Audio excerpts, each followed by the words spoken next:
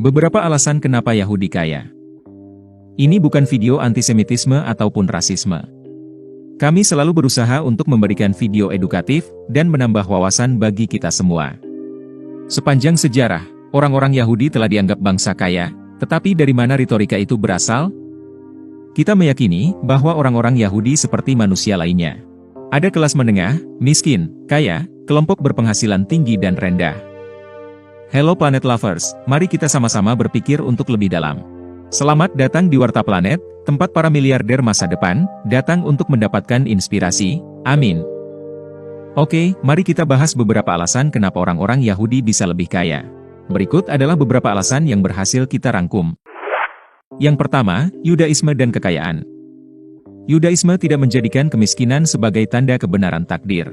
Sebaliknya, mereka percaya bahwa setiap orang harus menghindari kemiskinan dan berusaha untuk kehidupan terbaik.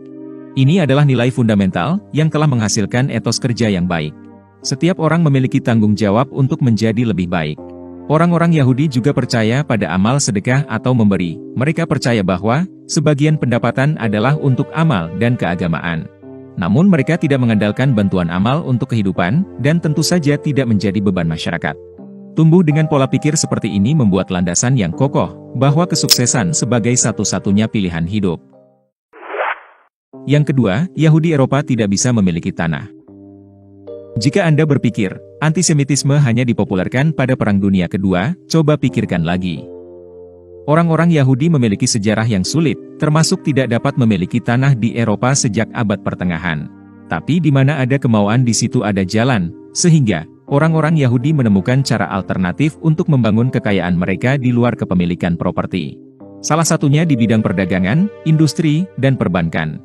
Hingga hari ini di mana mereka memiliki jejak bisnis di sebagian besar negara. Ini menciptakan jaringan bisnis bagi komunitas Yahudi, dan hingga kini mereka hampir menguasai seluruh jaringan bisnis dunia. Ketiga, ada opportunity dalam keyakinan Yahudi. Bagi orang Kristen di abad pertengahan, memberikan pinjaman berbunga adalah dosa. Ini mencegah orang Kristen Eropa saat itu dari bisnis membungakan uang. Kemudian ini menjadi peluang bagi komunitas Yahudi, karena bagi mereka, meminjamkan uang adalah sesuatu yang memberi manfaat, dan tentu saja diperbolehkan. Sejak saat itu, orang-orang Yahudi menjadi menonjol dalam bisnis membungakan uang. Keberhasilan awal orang-orang Yahudi dalam bisnis perbankan, merupakan cikal bakal kesuksesan Yahudi hingga saat ini. Keempat, mendirikan bank pertama kali. Mendirikan sebuah bank untuk pertama kalinya, adalah sebuah lompatan bisnis bagi komunitas Yahudi di Eropa saat itu. Yang semula bisnis membungakan uang, kemudian berkembang menjadi bisnis perbankan. Kemudian perbankan menjadi sesuatu yang dibutuhkan, di berbagai belahan benua untuk mendorong pertumbuhan ekonomi dan bisnis dari sektor swasta hingga pemerintahan. Tetapi keberhasilan ini juga menyebabkan kecemburuan, yang memicu banyak sentimen atau antisemit sepanjang zaman. Kelima, kelompok agama terpelajar. Pada tahun 2016, Pew Center merilis sebuah penelitian yang mencantumkan orang-orang Yahudi sebagai kelompok agama paling terdidik di dunia.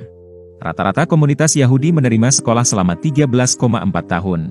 Dalam hal gelar pasca sekolah menengah, orang Yahudi memiliki 61 kualifikasi. Kredensial berpengaruh untuk memperoleh gaji yang lebih tinggi setelah lulus dari perguruan tinggi. Hal tersebut akan meningkatkan status keuangan orang-orang Yahudi. Orang-orang Yahudi sangat menyadari bahwa pendidikan sangat mempengaruhi bagi kehidupan mereka. Keenam, mereka saling menolong satu sama lain. Mungkin itu berasal dari sejarah panjang, atau mungkin sebuah sifat yang melekat. Tetapi orang-orang Yahudi memiliki kebanggaan yang mendalam dalam berbagi kekayaan mereka untuk memberi manfaat bagi komunitas mereka. Mentalitas saling membantu ini adalah bagian dari etos mereka, dan memastikan bahwa setiap anggota masyarakat didukung untuk memungkinkan mereka mencapai keberhasilan. Jika seseorang membuka bisnis baru, komunitas Yahudi akan berkumpul untuk memberi dukungan. Jika ada orang lain yang mengalami masa-masa sulit, komunitas mereka akan berusaha untuk membantu. Hukum Yudaisme menganjurkan bahwa orang miskin harus dihormati dan dilindungi. Fokus kuat untuk mengangkat seluruh komunitas Yahudi pun berhasil. Bahkan bertahan di masa-masa tersulit dengan berinvestasi satu sama lain. Kekayaan dan keberhasilan yang diperoleh tidak akan menjadi sia-sia. Kekayaan dipandang sebagai sarana untuk mencapai tujuan sebuah pertumbuhan komunitas Yahudi. Orang-orang Yahudi sangat gemar memberikan bantuan amal dan keagamaan komunitas mereka. Ketujuh, agama Yahudi mengajarkan praktek bisnis. Taurat dan banyak filsuf Yahudi, para pemimpin dan penulis Yahudi telah memperjelas bagaimana bisnis Yahudi harus beroperasi. Dalam ajaran Yahudi, sama sekali tidak ada ruang untuk praktek yang tidak jujur.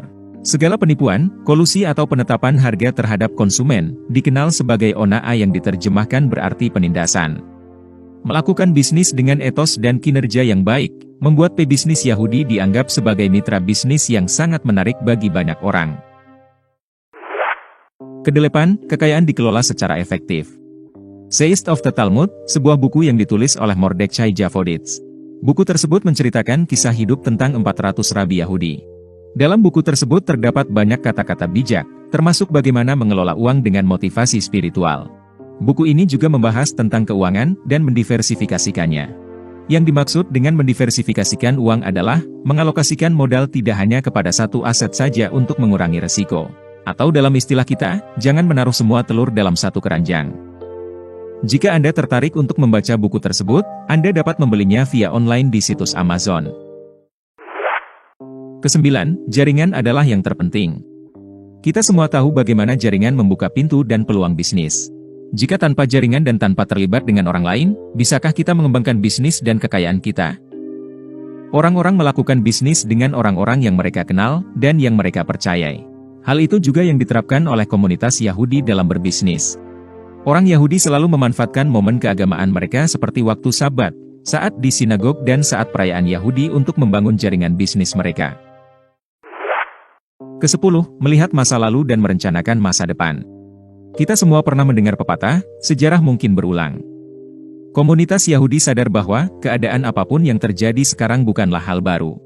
Dengan melihat situasi serupa yang pernah terjadi di masa lalu, maka akan lebih mudah untuk membuat keputusan bisnis dan keuangan yang lebih baik di masa depan. Dengan begitu, maka akan lebih mudah untuk mempelajari sebuah pola atau tren, memahami siklus pasar, dan kemudian menjalankan strategi bisnis. Celso Cukierkorn, penulis The Secrets of Jewish Wealth Revealed, dalam buku tersebut menyebutkan, uang Anda memberitahu apa yang harus dilakukan dan berapa banyak yang harus dikerjakan. Sekarang Anda harus membalikan keadaan, Anda harus mempelajari bagaimana uang bekerja untuk Anda. Well Planet Lovers, pelajaran apa yang dapat kita ambil dari video ini? Jika Anda memiliki pendapat atau sebuah pemikiran, jangan sungkan untuk menyampaikannya. Sejarah panjang Yahudi mengajarkan kepada mereka banyak hal. Dan banyak orang yang percaya bahwa, saat ini kelompok elit Yahudi menjalankan peran dunia di balik layar, dan mengendalikan sistem keuangan global. Bagaimana menurut Anda? Silahkan tulis pendapat Anda di kolom komentar. Jika Anda ingin mendukung channel ini, agar Warta Planet selalu berbagi konten, informasi, dan menginspirasi banyak orang, silahkan ikuti terus channel ini dan jangan lupa untuk tekan tombol like, subscribe dan aktifkan tombol notifikasi. Terima kasih telah menonton hingga akhir, sampai jumpa di video berikutnya.